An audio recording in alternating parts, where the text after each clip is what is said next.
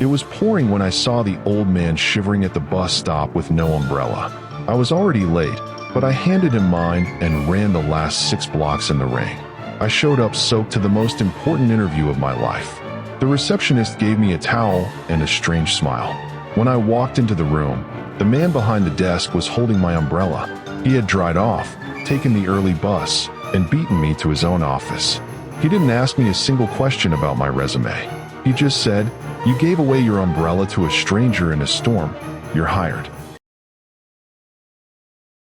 I found the second phone taped under my father's desk drawer, and my stomach dropped. He had been so secretive since Mom died. Late nights, locked doors, a number he never explained. I was sure I had caught him hiding another woman. I unlocked it with my own birthday, which felt like a slap. There were no texts, no photos of strangers.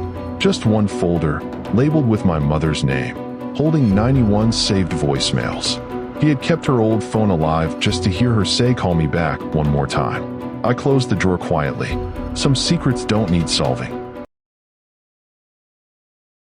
Every Saturday morning, I wake up to the sound of a lawnmower outside my bedroom window. My ex-husband, 2 years since the divorce. He never sends a text, never knocks, just mows the lawn and leaves. I told my sister he was obsessed, that he couldn't accept it was over. She told me to call the police. Last Saturday, I finally walked outside while he was packing up his mower. I said, "Marcus, you need to stop." He didn't argue. He just reached into his truck and handed me an envelope. Inside was a photo, our daughter Lily, 6 years old, holding a crayon drawing of this house.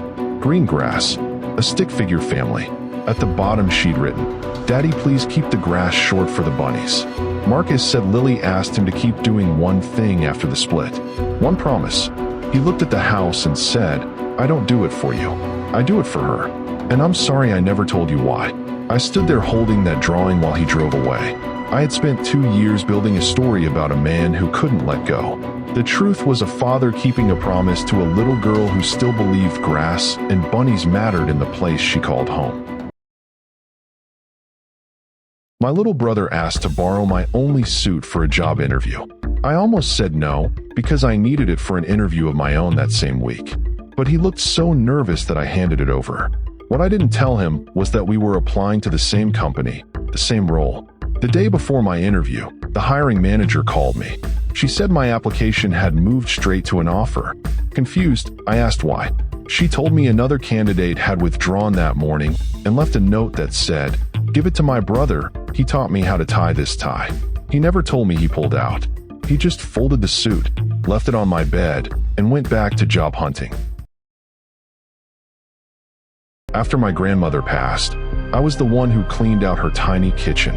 Inside her recipe box, I found her handwriting on every card, except one. That card just had a phone number and the words, "Call when she graduates." I called it. It was the bursar's office at my university. They told me an anonymous donor had quietly cleared my student loans, payment by payment, for 4 years.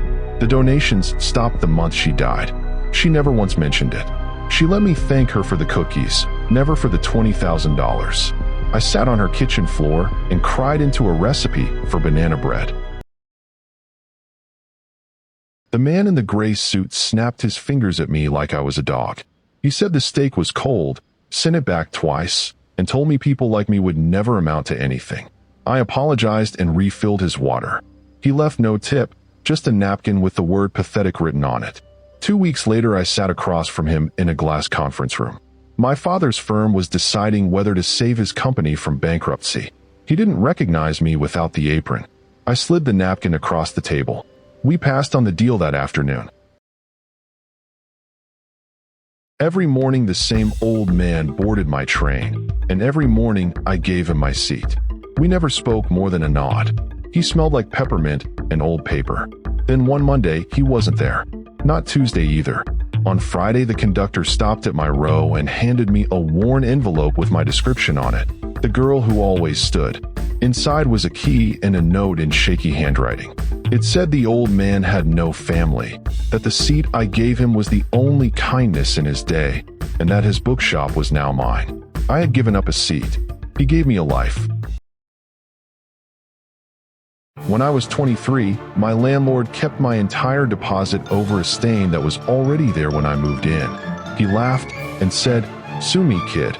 I couldn't afford a lawyer, so I swallowed it and moved on. 11 years later, a man sat down across my desk at the bank, hoping to refinance 3 rental properties. It was him. He didn't remember my face, but I remembered every word. I read his file carefully, the late payments, the inflated income, everything an underwriter is trained to catch. I didn't bend a single rule. I just stopped doing him the favors I would have done a decent man. His refinance was denied that afternoon. In the meeting, I pitched an idea and the whole room laughed. My manager said, "Stick to answering emails." I was just the intern, so I shut my laptop and said nothing.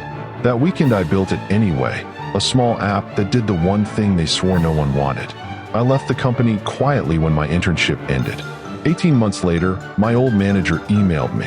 His team wanted to explore a partnership with a tool that had 40,000 users. He still didn't realize it was mine. I replied with one line, "Stick to answering emails." Then I closed the laptop the same way I did in that meeting.